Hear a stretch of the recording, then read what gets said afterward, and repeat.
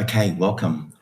It is Ned Mara here. Welcome to Train Your Body to Heal. It is Ned Mara here, and welcome to Clear Days with Ned. And I set the community up because I am plus 1,000 days alcohol free, and each to their own. When it comes to you know your drinking journey and your drink less journey and wanting to reset or or to reframe your drinking or to abstain from it or to give it a break, whatever the case may be. I set the group up as a community so we can help each other. I don't have all the answers. I just know what I went through, and I wanted to share that with as many people as possible that would like to listen.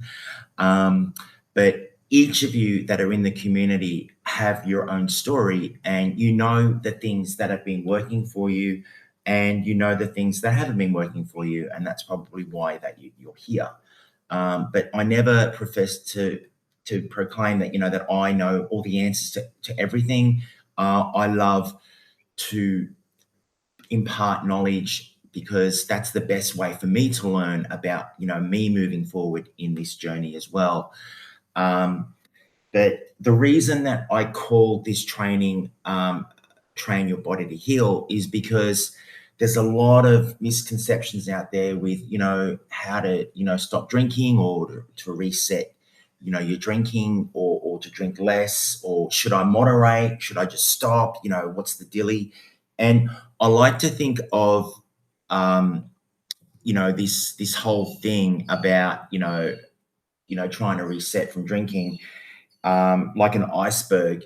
You can look at the top of the iceberg very much like going to the bottle shop and getting yourself some wine or a six pack or everything like that, and drinking those beers, and having not the best night's sleep, and at 3 o'clock in the morning, you're waking up, and your liver's processing the alcohol, and then you wake up, and you've got a little bit of anxiety, and like all these things that you see, like that are going on, and you look at the bottles, and you put the bottles in the recycling, and you hear the rubbish man at the end of the day recycling those bottles, and the clanging of the glass. And all this is top of the iceberg, all the things that we see are going on. And I've been in 12 different types of Facebook groups, and like there's over 500,000 people in these 12 groups, right? So I've read a lot of comments and been in these groups of what works and what doesn't. And a lot of the time, like 80% of the comments that I get is all about, removing the bottle, and, oh my God, alcohol's got this power over me, and like all these physical attributes around alcohol. And alcohol, like the way that I look at it, it doesn't have any power. Like you can sit a bottle of alcohol on a bench, and then you bring a person in who has never had a drink in his life, and there's no power of, that alcohol has over that person. And then you have another person, that is a big drinker, and they've got this allure about it, they've got this story behind it, right? But we're looking at the body because that's the closest environment that we have to us, that needs to feel safe for progression, for change to occur. And it was inspired by Maslow's hierarchy of needs, who, was a plastic surgeon actually. And he basically, looked at, what really changes a person's identity. And it wasn't like the physical, it was like feeling like, and the identity change and the shifts, within your mental frameworks, within, how you're feeling, and your emotions, right? So training your body and healing your body is, the first step to really taking a reset with your alcohol drinking. Because how your state, right? Whatever state that you're in right now, just think about, like, what state am I in? Am I happy? Am I sad? Whatever state you're in will influence your thoughts. And Your thoughts will influence how you feel, and how you feel will influence your actions, right? And what we do on a daily basis with how we're thinking, how we're feeling, how we're acting day to day to day, well, they become our habits. And that becomes our destiny, the way that we live our life, how we live our day, our week, and our month is how we live our life. So that's why I'm looking at the body. And just to give you a visual of what I was like, only like 1100, 1200 days ago. That's me on the left when I was drinking and very distant. And the reason I say heal your body is because you can use anxiety, you can use overwhelm, you can use being in fear, whatever it was. But for me, I wasn't willing to look at my shit. At the end of the day, that's what it was.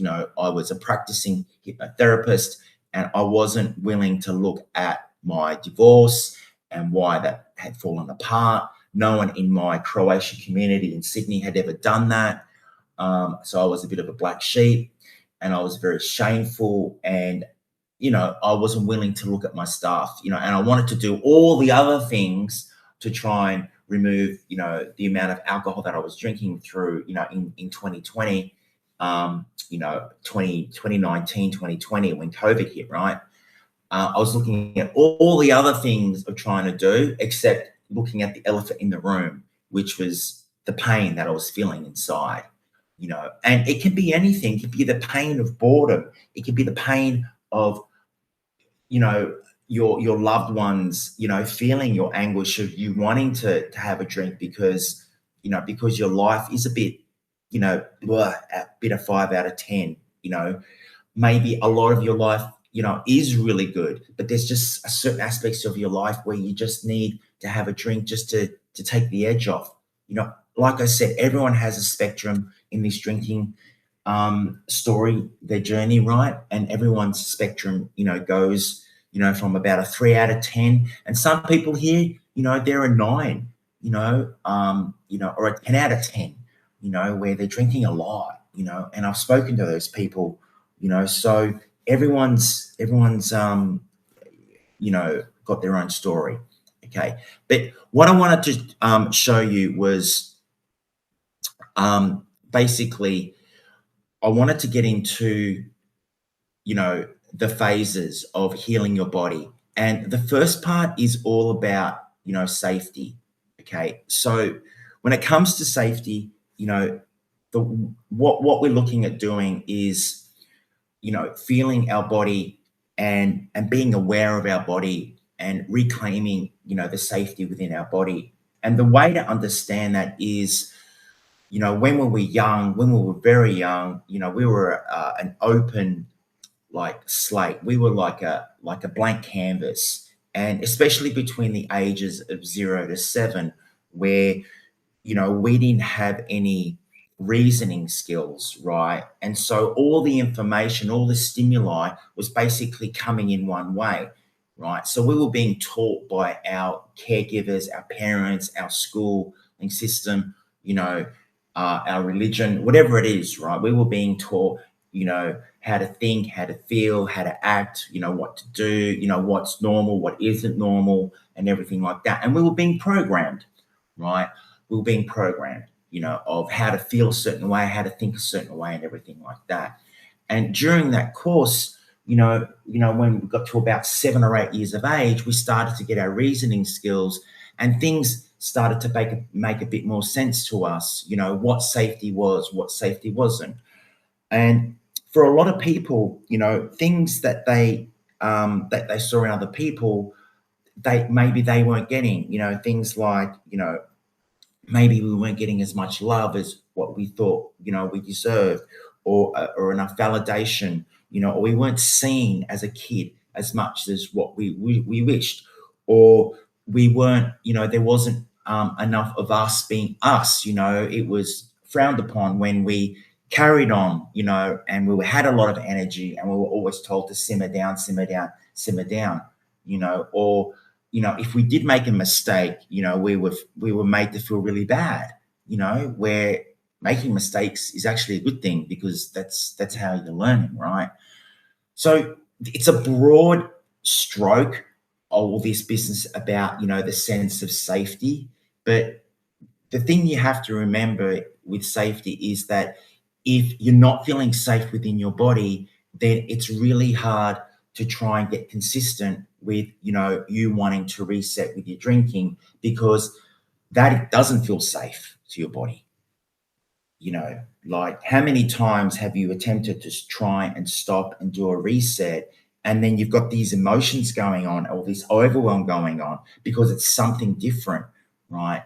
So feeling, your body's not feeling safe. So it's like, I don't want to change because, I'm not feeling safe, so why do you want to change? Well, let's go back to the norm of drinking, because that gives me, the dopamine hit, and the dopamine means that, there's safety there, and if there's safety there, then we're going to keep doing it. Okay, so I wanted to give you some tools around safety, but just know that, in our day to day, we're going through two different types of arousals. There's hyper arousal and there's hypo arousal. And the hyper arousal is, the anxiety, the overwhelm, and the trigger that we're feeling.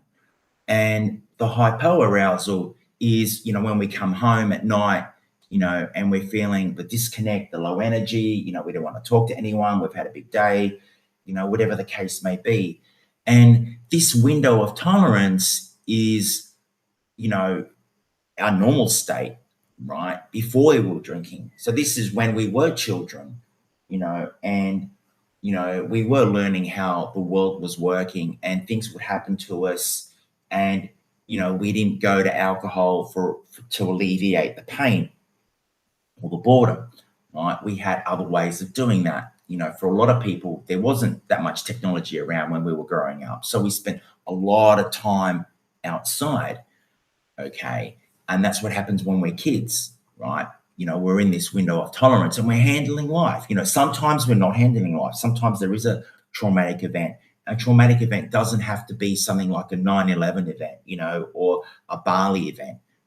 It can be anything, like being ostracized at school, or, not being seen by your parents, because they're so busy, they're working, they're trying to put food on the table, and you're seeing that as a meaning of, oh, I don't mean much, I'm not enough, or, or your parents' divorce, and I know, with my children, like, I have spoken to them about that, and they do take blame, not all of the blame, but some of the blame for, when parents do separate, so it does happen, right? So just know that this window of tolerance is our normal state where we don't need external stimuli to handle life, but what happens is, we go through life and we end up, unbeknownst to us, we end up, having a drink, and that feels really good, or whatever the case may be. Everyone has a story of when they're young and they're partying or whatever like that, and it's all harmless, right? But then, we get, at the end of our 20s, we get into our 30s, and then we start going and we're still drinking, right? And it's just like under the radar, and we don't know why it's happening, right? It's just normalized.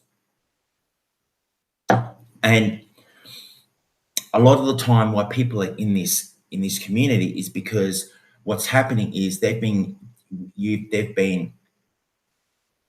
nervous system has been very volatile, right? And so we've been getting in anxious states and overwhelm, or we've been triggered by small little, instances, right?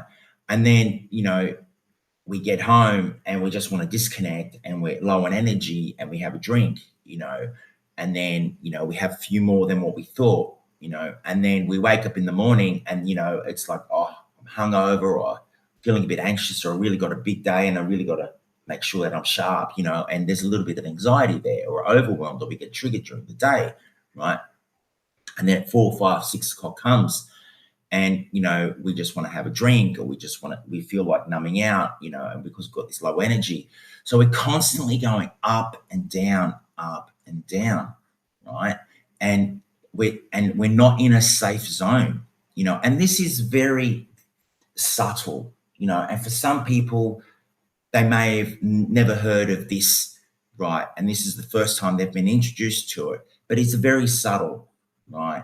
And it's invisible. It's just like all the things that I talked about under the iceberg, the emotional, the mental anguish, the commentary going through our mind, the rumination and the thoughts that keep looping in our mind over and over and over again. Like, all this is subtle. All of this is things that people don't even see, people don't even notice. And we, right, mask very well, right?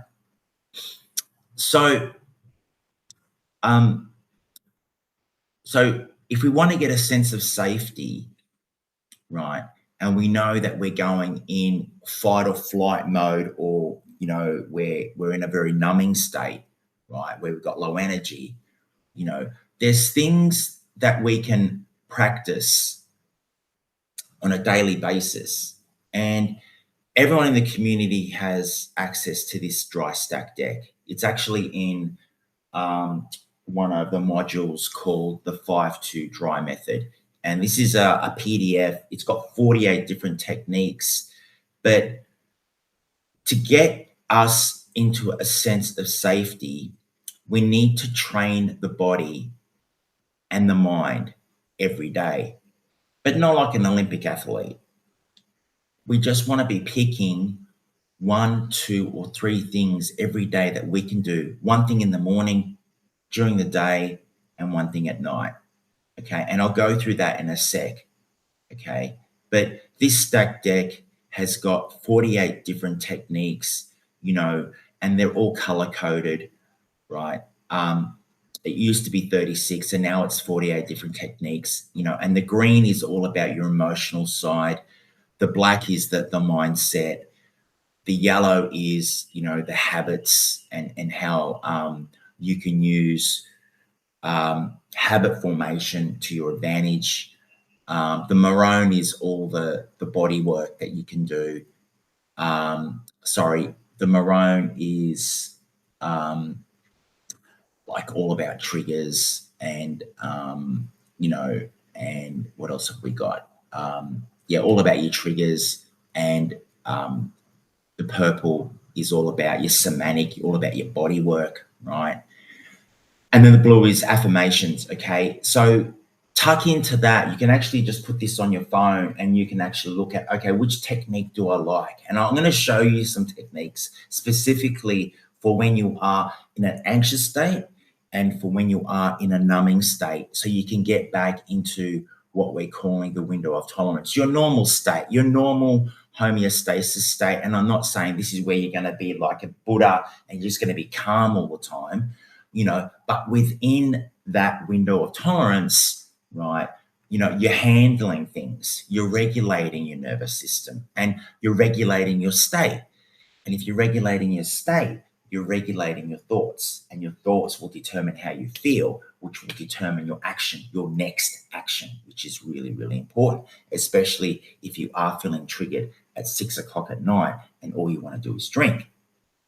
You want to make sure that you've got tools to help you, to get you back into safety. Okay. So these are the different types of techniques. Okay. The first 3 techniques I'm going to show you is when you're in an anxious state. And the last 3 techniques I will show you is when you're in a disconnected, low, numbing state. Okay. So the first 3, okay, the first one is a nature reset, right? So this is coming back to safety. This is coming back to nature. And all this is, proximity is so important. You can put yourself in an environment that is very toxic, right? And within 5 minutes, you can feel that toxicity, right? Within a couple of seconds. But within a couple of minutes, you can take yourself out of that environment and bring yourself into a different, completely different environment, and your whole persona changes, right? So this is all about a nature reset. And the beautiful thing about a nature reset is that, if you can find like, a water body, like a beach, I live right near the beach, which is amazing, right? And I use that as a reset for myself. But like a beach or a park or a forest or a walk, whatever it is, right? Or even at night under the stars, checking out the Milky Way, when you look at the vastness of nature, everything becomes so big and we're small. Our problems and our issues and our triggers, right, and the situation, they become smaller because of the vastness of nature. So that's the first tool, to bring you back into what I call the window of tolerance, to bring you back into homeostasis where you're a bit more calmer. The second tool is a mental tool, and it's when you're in a situation where you feel like it's dire, right? And I use the example of when I first went through my separation. Right? When you're in the soup, right? When you're in the mix, right? It feels terrible, right? It feels like the world's going to end, especially when there's young children involved, right?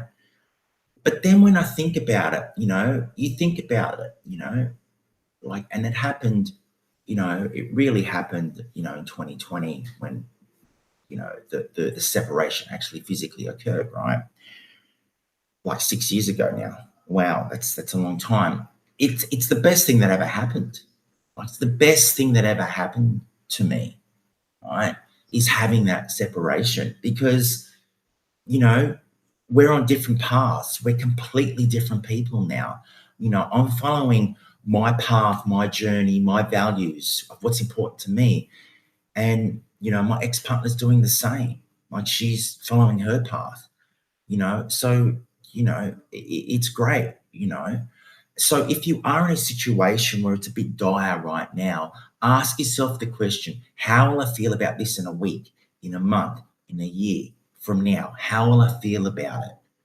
You know what I mean? Because I guarantee you, like, we live in a life of duality, and I guarantee you that however you're feeling right now, right? If you think about a circumstance that you had a year ago, right? And you think about it, how dire it was back then a year ago, and you think about it now, and I can guarantee you can look at the other side of the story, of that story, right? If you really look at it, and there's always two sides to a story, whatever it is.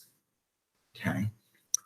Tool number 3 is box breathing, and breathing is a very, very much, it's a state change, and it's basically letting your system know that things are safe.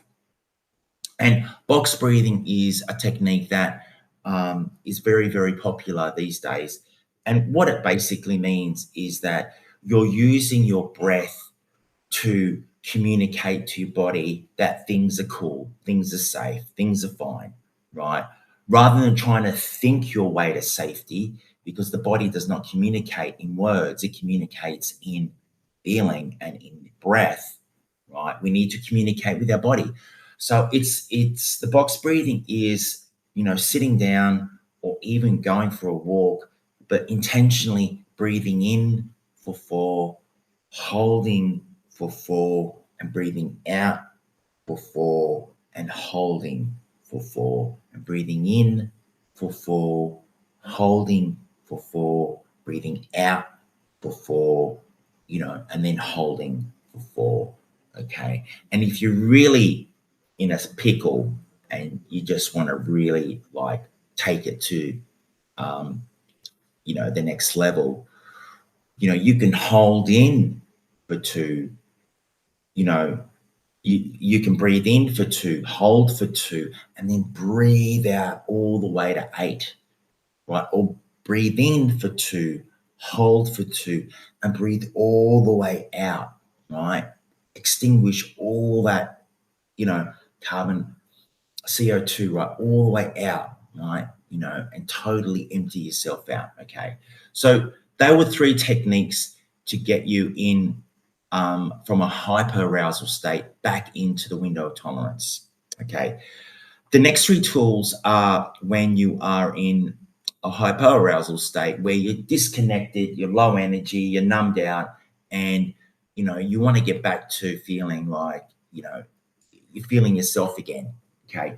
The first tool is using number 4 here is using your past. Right. There is someone in your life where it could be a grandparent, and I'll use that as an example where they were in um, the Second World War, right? Or they experienced, the chaos of the aftermath, and I think of my dad, like the former Yugoslavia, which is now part of Croatia now. It was completely flattened by Hitler, right? And he had nothing, right? He lived in a dress for the first 5 years. He had 11 brothers and sisters. Half of them didn't survive infancy, right? He had to search and catch his food. He drank wine when he was really, really young because sometimes there wasn't clean water around. Like all these stories, right? But he survived. He survived. He was one of the strong ones, right? And he ended up coming to Australia in the 60s with one shoe when he got off the boat, which is a 3-month trip, and an empty suitcase. And he couldn't speak English. He liked to use his hands, so he was a carpenter. And from the very beginning, he just worked his ass off without speaking English, and somehow managed to find a wife, somehow managed to buy a house in Sydney, somehow managed to become a very successful builder, and did very well for himself and everything like that. And and I think of his story, and I think obviously I'm connected to my dad, and I'm in his lineage, and it's like whenever I think I have a bit of a down day, I think of my dad and I think of all the stuff that he went through, and it's nothing like what I'm going through. Like I've been through some heavy stuff, like all of you have, but like I think of that, like waking up, being born in a country that's completely been devastated, right? And it would have been hideous, like it would have been like a third world country, right? And he got through it, he got through it, wherever these children are dying around him, and he got through it, right? So it inspires me and it builds me up, right? And you guys have, each and every one of you have got someone in your lineage, someone in your family from the past that has been through adversity and got through it. And remember that you are part of them and they are part of you. And if they've got that in them, that strength, then you've got that strength in yourself to muster and to bring forth, right? So that's tool number 4. It's very powerful. And even just closing your eyes and imagining and hearing the story of of reliving the story of your past ancestors is powerful, right? The next tool is all about your inner coach, and this is all about how we talk to each other. And I know for a lot of the time, the way that we talk to each other, I mean, we wouldn't talk like that to a friend, right? Or even some of our enemies, right? We don't talk to ourselves very nicely because of the things that we've done or the things that we repeatedly do. So the inner coach is using your name, which is very, very powerful, to coach yourself, internally or out loud, when no one's around, and talking to yourself like you would talk to a friend, and if your friend rings you up and said, "Oh, Ned, I'm going through some really hard times," and this is a deep friend of yours, you'd be there for them and you'd be talking to them and you'd be using their name and you'd telling them, you'd be like wanting to help them, not necessarily coach them, but just listen to them, right? And you'd be using their name and you'd be very compassionate and empathetic and everything like that. And this is the inner coach. This is where you want to be talking to yourself and saying, "All right, Ned, you stuffed up last night. You said you weren't going to have any beers, and then you bought yourself a 6-pack, and then you said you were only going to have one, and one turned into 3, turned into 6, and you finished it, and you feel like shit now. You've got the anxiety going on in the morning, and you need to be sharp because you've got a big day, at work, and you stuffed up. But let's learn from that. Let's let's build ourselves up again. Let's have a lot of liquid this morning, and just reframe, and let's look at the big picture. That was only one night out of, let's really set your goals. Let's spend tonight, really writing down, the steps of what I want to do with my life, and the goals that I want to set. And you start talking to yourself, right? And you're talking to yourself, and even if it is something like, when you're building yourself up, and you said that you'd go to the gym, you start talking to yourself and say, look, this is what I said I was going to do, and I'm going to do it. So it's the inner coach, and it's, again, using your name. Use it as much as you can, because it actually, your mind doesn't know the difference between you talking to someone and talking to yourself. So it's very important how you talk about others. Your mind does think that you're talking about yourself. So that's the other thing, is make sure that, you've got good thoughts, and that when you're talking to yourself, they're good. I'm not saying that they've got to be positive all the time, but make sure they're realistic. Look at the big picture. If you did stuff up and you keep stuffing up, then be aware of that, and that brings the awareness into play. That the inner coach, with compassion, with empathy, and if you continue doing the wrong things every single day, then get hard on yourself and really decide, draw a line in the sand and say, right, I'm getting help now. I'm getting other help. The last one is the chatter support, and this one is where you use a friend, and there's a couple of things that you just need to talk to your friend about, right? And this is when you really need support. 98% of people need some support going through this journey. There's 2% that can be lone wolves, from what I've seen. They can just do it themselves. But the reason that community is so powerful is because there's accountability.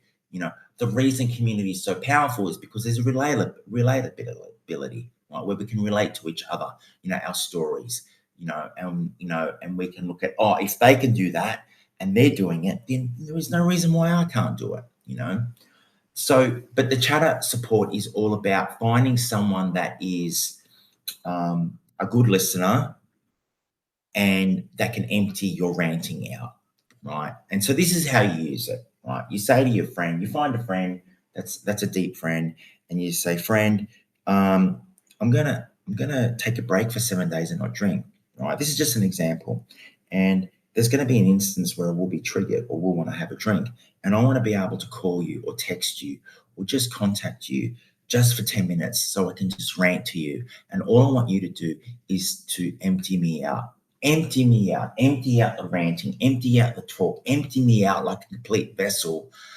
And I want you to feed me back my why of why I wanted to take a break. So you feed your friend your why. What's the big why of why you want to take a break for 7 days? And ask yourself 7 times, why do I want to take a break?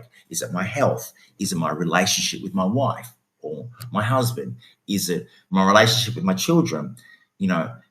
Is my health going south? Is it to do with work? My performance isn't as great as what it used to be. Whatever it is, whatever your big why is, deliver that to your friend and say, I want you to deliver that at the end of my rant for 10 minutes. Okay. So your chatter support happens, where it's a Friday night and you really want to have a drink, and you text your friend, can I chat to you for 7 minutes? Sure. And you talk to them. And you tell them, you go, I had a really crappy week, and it was like, I just want to have a drink, and I know that I wasn't going to have a drink, but I really feel like one. And you start to vent out and you start to rant. And then as soon as you're finished, your friend asks, are you emptied out? And you go, no. And there's more stuff. And you keep emptying out. Okay. And then your friend asks, are you empty? And you go, no, there's more stuff. And you empty out. Okay. Whatever it is, and you just empty your vessel. You just empty everything that's on your mind, everything for the week, whatever it is. Okay. And then your friend asks, are you empty? And you say, yes. And when you're emptied out, you've got nothing going in your mind, it's completely empty, then your friend delivers the why and says, do you remember why you wanted to do this? Because the relationship with your wife is going south and you really want to make a big effort. Do you remember why that? What your why was? Do you remember why you wanted to do it? and then you have a chat, right? And your friend isn't coaching you or anything. You're just having a chat, right? And you empty it out and you reset, and it's a pattern interrupt. Okay, very powerful if you can find someone. Okay, but that's the chatter support. But that's the six tools. The first three was going from a really anxious state down into your window of tolerance, and the last three tools was all about when you're numbing out and you want to get back into the window of tolerance. Okay. So yeah, but that was phase two, applying techniques in your life, and getting back a sense of safety. And if you keep coming back from anxiety into the window of tolerance, from numbing out and disconnect into the window of tolerance, if you keep doing that, you practicing that, going down, when you need to, or going up when you need to, you'll be practicing that safety, going back into safety, and teaching the body, rather than the messages always going from your body influencing your brain, and then you deciding what you're going to do because of how you're feeling. You're the captain of the ship, and not having and stopping the mutinies that are happening from the crew that are deciding, oh, I'm feeling like some rum tonight, and then there's a mutiny on the ship. Like, no, no, no, no, no. The messages are coming from here, right? You're intentional about the messages that you're going to deliver to your body, right? And you're training your body every single day. And that's with, using, the 48 different tools and techniques that you can choose, right? And what will solidify this for you, and this is phase three, is consistency and repetition. Consistency and repetition. Consistency and repetition. People ask me, Ned, how did you do it? How did you stop drinking? And this is how I did it, right? I did it by firstly believing, I was in a lot of pain, and I just had a gut feel. But if you were to look at the mechanics of it, it was all about doing it and embodying it every single day. These are the techniques and tools that we need, that are under the iceberg, because you take the bottle away, you still got someone. If you have an anxious person and you take the bottle away because they're using the drink to reduce the anxiety, if you take the bottle away, you still got an anxious person, right? If you have someone that ruminates all the time, and worries all the time, right, or is bored, right, and they're using drinking, to alleviate that boredom. If it's even something really subtle, right, where you go to an outing like a barbecue and you need to have a few drinks because of social anxiety, right? You need that drink. You take the alcohol away because you think it's going to help you. You're still going to have that social anxiety unless you start to work on yourself. And this is the work, right? But consistency and repetition. And one way you can do it, and I know a lot of people don't like to journal, and they don't have time to journal, right? But this is another way that you could do it. And this is a beautiful way that you can start to track how you're going for the week, and what you do is at the start of the week, where it's, the start of the week happens tomorrow, right? Where you can start to track, and you get yourself a calendar, like everyone's got calendar in the kitchen, right? Or on the fridge, and you track your days. If you had a high energy day, then give it a green day. If you had a neutral day, give it an amber. And if you had a low energy day, give it a red, or you could do, if you had a high energy day, where you had a really good day and you didn't drink, you said you weren't going to drink for the week, give yourself a green. If it was an amber day, would be something like, I said I was just going to have a couple of drinks, and that's what, and I stuck to that. Okay, it's neutral. You don't feel bad, you don't feel good, you're neutral, but you said you were going to give yourself a couple of. You said that you weren't gonna drink at all, but you did one drink. You're not feeling great about it, but you're not gonna, be too hard on yourself. It's an amber, right? But then if you get back into the drinking and you said you weren't going to do it, give yourself a red, right? Because our judgment of how our week was is masked. It only, like, you look at this example here of this calendar, you've got it 3 green, right? You started off the week with 3 green, and then you've got a couple of amber, then it's red, red, red, red, red, right? And then it's a green, right? But if you were to look at your week, you would, and the last, say, on the fourth green, on the fourth red, you would say, man, I'm having a shocking week. God, it's terrible. This has been so bad. It's probably the worst week that I've ever had, right? But then you look at your calendar, it's like, well, I started off really well. After a week, I started off really well, and then I slipped, and then I went back into my routine. And then you ask yourself the question at the end of the week, where did I slip? All right, slipped on day 4 and day 5. What happened on day 4? What happened on day 5? Was it like, did I sleep less? Did I stop exercising? If I drank more than what I should have, right? Then what was going on with that? Was I triggered during the day? Was it something, did I meet a certain person? Is it a certain place that triggers me? Is it a certain thought that triggers me? Is it a certain person that triggers me?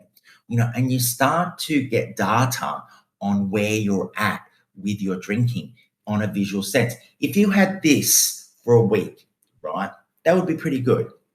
But imagine you had this for the month. Okay, that would be even better. But imagine you had this color graph for 90 days, for 3 months, where you could see your greens, you could see your ambers, you could see your streak of reds. I know that I did. I streak of reds, and then I had ambers, and then a couple of greens. Streak of reds, ambers, and then a couple of greens. And then what I did 1 month in 2023, in January, I made my streak of red, right, and my streak of green, I halved it. I said, okay, for January, I'm going to have reds. I know I'm going to have some reds. I'm still sorting this out, but I was working up to not having a month where it was all, not 80% of it was red, right? I made a month of where I was determined, where I was using these tools and many others, and it's like growing bamboo. The roots are going down deep, but there's nothing happening on the surface and nothing's broken through, but you're doing the work every day, and this is all this self-trust that needs to come with it, right? And then when the bamboo broke through, I thought, wow, I'm off here. Like, I've had 1 green day, the 2 green day, the 3 green day. And then I looked at my month and I was like, holy Toledo, I've had some reds, but my God, there's more greens now. And if I can do that in January, let's just go for it in February. Let's just go for it. And I've got accountability. I purposely paid to get accountability coaching for February, March, and April. And then I was on my way. So, yeah, but consistency is really important. Repetition is really important when you're doing these techniques, and, safety is paramount. If you're safe within your environment, your internal environment, then you can start to project that and get safety in your external environment as well. But this was training your body to heal, and it's a big topic, but hopefully that gave you some insight into how you can start to look at that. If you have any questions, please leave them in the group. Please leave them in the community, and I will catch you next time. And by the way, if you guys are interested, from doing these trainings, I will be getting into coaching as well, in the community of who wants actually physical, like virtual coaching, in a small group setting. And I will start doing that in February, and there'll be more details about that coming. But it'll be, something that I know a few of you have asked about, and I'll be delivering that. And whoever's interested in getting that, a small little group of like-minded people, where we're doing coaching sessions every single week and we're being accountable. The biggest piece to this, and I'll just stop sharing so I can see you guys. All right, the biggest piece to this, I'm just going to move is accountability, right? I was talking to someone yesterday who was 9 months alcohol-free, and they decided to be alcohol-free for 9 months. That's the way that they wanted to do it, right?